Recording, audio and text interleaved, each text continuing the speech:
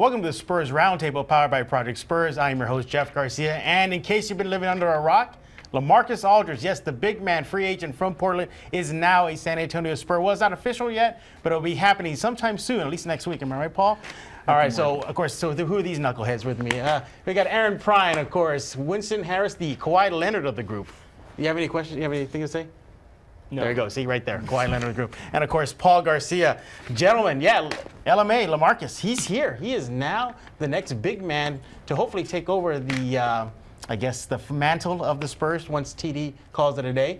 Aaron, your first thoughts? He just keeps that championship window open for a few years longer, and it's just it's new waters for the Spurs. They're usually just kind of building as opposed to bringing into marquee names, but now when Tim Duncan retires, everything's not just going to come to a dead stop. It's nice. Did you ever think that this was not going to happen? Was there one moment there where you're thinking, okay, you know what, the Spurs are going to be able to swing this? I thought kind of along the lines of the Spurs getting a big marquee name like LaMarcus is kind of not known normally, but I mean, they made it happen.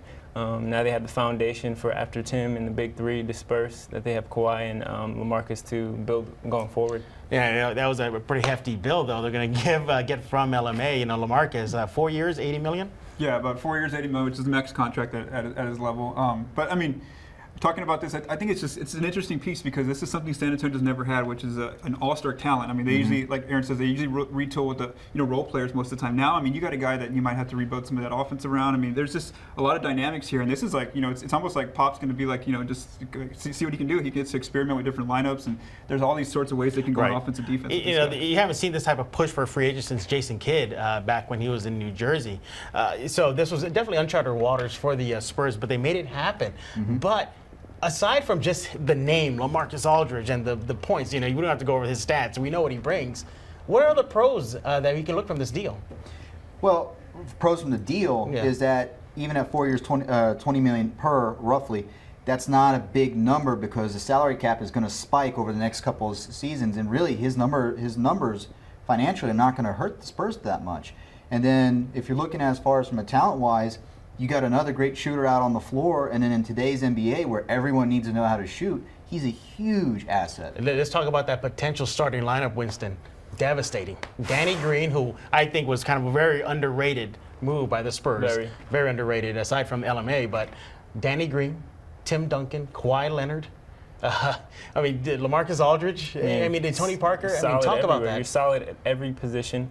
You're making Tony Parker one of the best point guards in the league, if not top 5 easy. The weakest player on the floor.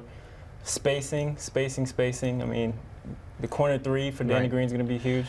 I do disagree with you a little bit, though. I don't think they're solid everywhere. Am I right, Paul? They are not. With the addition of LaMarcus, it caused a little loss for them, namely trading away Thiago Splitter. We saw Marco Bellinelli walk to Sacramento, sign with Sacramento, and of course Aaron Baines signs with Detroit. So that kind of stung a little bit. Yeah, I mean the Spurs have been they've been built on depth over the last few years here. That's helped Tony Parker, Tim Duncan stay at those high levels of playing. And now, I mean, financially they're going to have to make some moves where they might look like the old, should I say, Miami Heat, where they bring in a lot of veteran pieces, older players that are looking just for a championship ring who might leave some money on the table to come here to San Antonio to play, and that's kind of what's in play right now. They're still expecting, if Manu Ginobili comes back, there might be just a little bit of salary left for him. But then outside of that, I mean, they have to refill that roster with either veterans or maybe some guys at the summer league. And this is a perfect opportunity for players this year because with the salary cap exploding, you're going to have a lot of mercenary types where, okay, I'll take less this year to go chase a ring. Next year, I can go get my $6 million or $7 million per, as opposed to maybe this year they're only getting 2 or 3. It's really kind of an interesting summer, and the numbers that were being thrown out initially to players was kind of, everyone was just taking a step back. Wow, this is a ridiculous amount of money, but in the long run, not even that far ahead, it's not. Right. Winston, when I looked at this deal and bringing in a big name like LaMarcus, the first thing I thought was chemistry. Is LaMarcus going to be able to gel with this team fast enough? Is he going to be there, learning? Because what's the old adage? It takes about a year for the Spurs learn the Spurs system. Is that troubling? Is that could be a con that the Spurs fans could be seeing in the horizon? I don't necessarily think so. I mean, of course, there's going to be some growing pains right in the beginning, maybe a few months it takes for him to learn the system. But I mean, his humble attitude, his willingness to pass and be a team player is going to fit right in, make the mesh with the team pretty easy. And before we recorded, he was crying over the loss of Thiago Tiago Splitter. I understand, Winston. I should. It's I should a little yeah, bit, too. You did. But something that hasn't been stated yet is that the team is going to have to adjust to him. It's not going to be the same team that we've saw in the last two championship or two finals runs. Definitely. And then last year's team, it's going to have to change. There's going to be some elements that are going to be a little bit different. What they are, we don't know. Mm-hmm.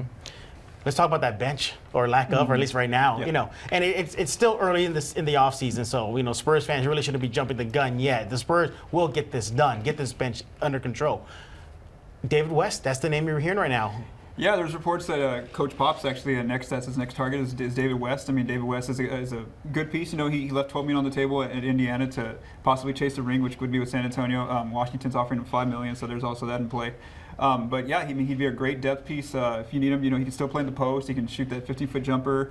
Defense is a little bit of a liability, but I mean, the Spurs' team scheme will cover up for those mistakes. You know, Aaron's hoping that Carlos Boozer signs with San Antonio. Yeah, I know that. Yes. I mean, you would not be shocked. I mean, Yeah. One of my favorite guys of all time. Yeah. Just guy who could Sharpie his own head to make it look like Eric. Yeah. What about Manu Ginobili? What are the Spurs going to do with him? You know, they're obviously waiting for his decision. What's going to happen? Should they bring him back? Should they encourage him? Well, the reports are out there saying they want him to come back for one more year, but maybe a situation where he should maybe stay behind, free up some money for them? I think he definitely needs to come back, especially for the bench.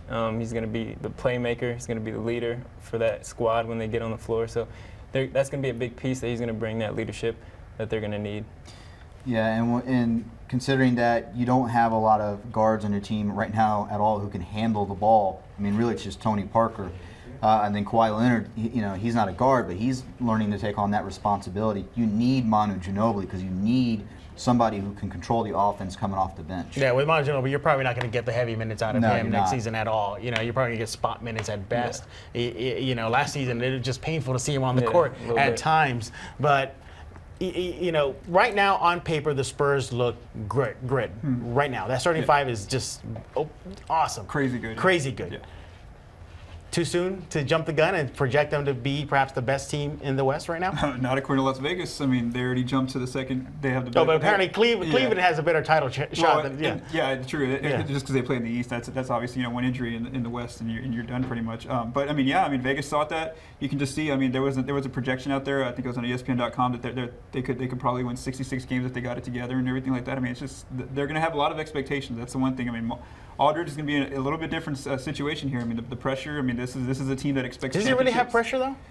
Is there really pressure on him? We'll see, maybe, because I mean, the team does keep that locker room. You know, they're always going for a championship. But for him, I mean, he's only gotten to the playoffs a few times in his career, and this is, I mean, like Eric said, they're going to probably rebuild a lot of their system and their scheme around him. So he's going to be that go-to guy. He's going to be the guy that people are going to look to when the Spurs do lose a few games here and there. Right. And so we'll see how he handles it. You know, guys, speaking real quick, you know, we're running up against the clock real fast, but.